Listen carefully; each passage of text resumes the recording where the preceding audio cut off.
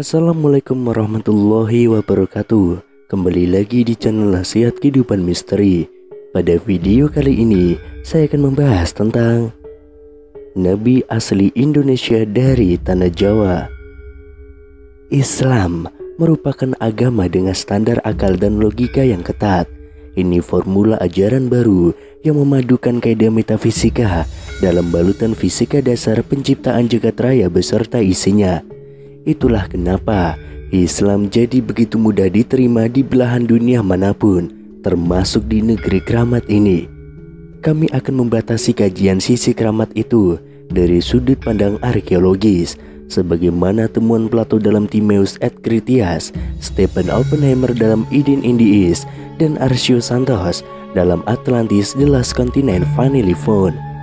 Berikut temuan terbaru para peneliti di Gunung Padang, Lembah Bada, dan Borobudur, peradaban besar 2-3 dimensi yang telah dikembangkan leluhur kita dan telah disepakati sebagai yang tertua dalam skala dunia. Data faktanya sulit dibantah, autentik. Dari penelitian mereka lah mencuat nama Lemuria, Atlantis, dan Dwi Pantara. Ketiganya mengembangkan ajaran yang sama, yaitu Sundayana atau pemujaan matahari. Percaya atau tidak, sampai hari ini kita masih menjalankan laku itu tanpa kesadaran yang utuh.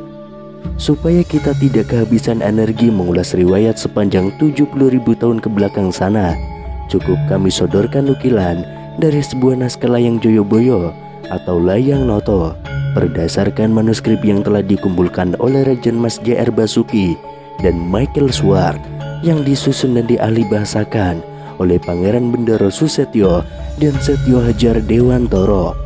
Ini merupakan bagian dari manuskrip kuno Gunung Klothok yang berisi wahyu Tuhan yang ditangkap oleh Josono yang turun pertama kali pada 4336 sebelum Masehi. Angka tarik itu saja jelas jauh lebih dulu 2000 tahun dari kelahiran Ibrahim alaihissalam di Ur Kasdim pada 2510 sebelum Masehi atau Irak sekarang. Sebagai patria agama Samawi, perannya tidak diragukan lagi. Ia adalah pembawa ajaran tauhid bagi Yahudi, Kristen, dan juga Islam. Namanya yang tersusun dari dua kosakata Ibrani, yaitu Ib dan Rahim, bisa diartikan dengan Bapa umat manusia yang penyayang. Menjadi wajar bila kemudian tiga agama Samawi itu mempunyai kesamaan visi dalam ajarannya. Sebentar kita tinggalkan Ibrahim di Ur, kini kita menuju ke Mekah dan Madinah yang menjadi epicentrum ajaran Muhammad bin Abdullah. Islam yang ia bawa mendarat di sini nyaris sezaman dengan kehadirannya di dua kota suci itu, yaitu abad ke-6 Masehi. Mengacu pada visi besar Josono di atas, artinya kemapanan ajaran Sundayana kemudian mengalami perkawinan silang atau malah tergerus. Bagaimana cara membuktikannya? Mudah sekali, dengan memahami laku keberagamaan dan kehidupan kita hari ini yang masih dogmatis, doktriner, ataupun sebaliknya.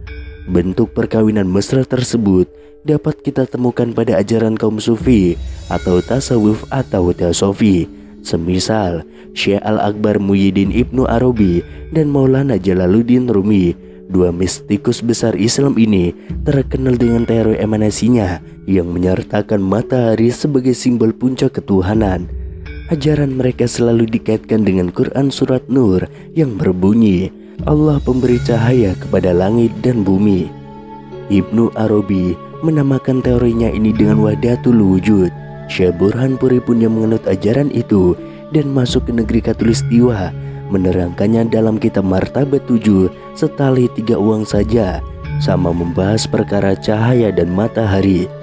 Sekarang mari kita kembali pada Josono, sosok Rama Agung yang menyerap limpahan wahyu dan mencatatnya dalam kitab Layang Swara Dana 1 yang berbunyi, Ono kang hanitahake Siti Pangalingan Jawa sumarengan ceng soler wase ceculuk Gusti, sinungan Gusti kang sawara gesang hanitahake sawara prawoso ngagesang Siti Panglingan Jawa saking payinat kang peteng sak nalika Gusti sumilahake trawan nang wentek kang Gusti jinanten tumuwuh, yang artinya ada yang menjadikan tanah pengingat Jawa beserta segala isinya yang dijuluki Gusti Dialah Gusti yang merupakan permulaan hidup, menjadikan permulaan aturan kehidupan tanah pengingat Jawa.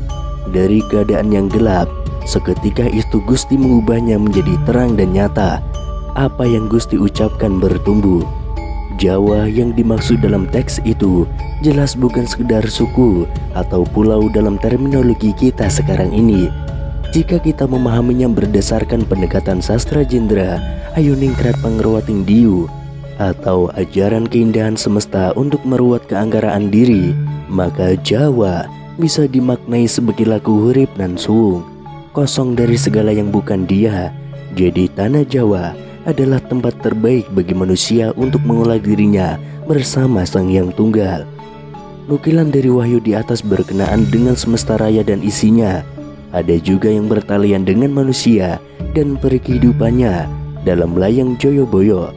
Supaya siro warang Jowo bisa piwane pengertian marang tumita Jowo, uga tumita liyane ingkar sukiye, supaya sakepeng tumita bisa jumbuh marang Gusti. Mula kang tenggil broso kantan kena kinoyo ngopo, ananing jalma tumitah kiyu wangkal marang Gusti kang paring urip lan pati kabeh tumita. Kiye wahono Gusti, yang artinya agar engkau orang Jawa bisa memberi pengertian kepada seluruh manusia Jawa, juga seluruh manusia lain di jagat raya ini, agar seluruh manusia bisa jumbuh atau bersenyawa dengan Gusti yang melampaui segalanya, yang tidak dapat dibatasi oleh apapun. Tapi manusia keras kepala kepada Gusti yang memberi hidup dan mati kepada seluruh keberadaan. Ini wahyu Gusti. Berpegang pada hadis Nabi Muhammad SAW yang mengatakan bahwa ada 124.000 nabi dan rasul yang tidak tercatat Al-Quran, maka Josono sangat layak kita dapuk menjadi nabi pada zamannya. Amatilah wahyu yang diterima Josono dengan Al-Quran dalam Islam, sejatinya sama belaka berbicara tentang perintah bagi manusia agar menjadi wakil Tuhan di bumi sebagai penyebar rahmat bagi jagat alit, jagat gede, dan maha jagat. Tuntutan kita sekarang ialah mengajari diri sendiri tentang betapa indahnya belajar dalam hidup, dan hidup yang selalu dalam kondisi belajar. Ilmu terkait menuntun diri ini sudah merupakan riwayat langka di zaman kita. Orang-orang sibuk menilai, mengoreksi yang lain di luar dirinya, lalu abai pada kepandiran sendiri. Banyak orang yang begitu cepat menguliti salah siapa saja, lantas tidak pernah mau dan bisa menemukan salah dalam dirinya. Ilmu sedemikian nampak sederhana, tapi bila mau dikaji, niscaya sampailah kita pada suatu samudra di mana diri sejati menanti dalam balutan rindu purbani.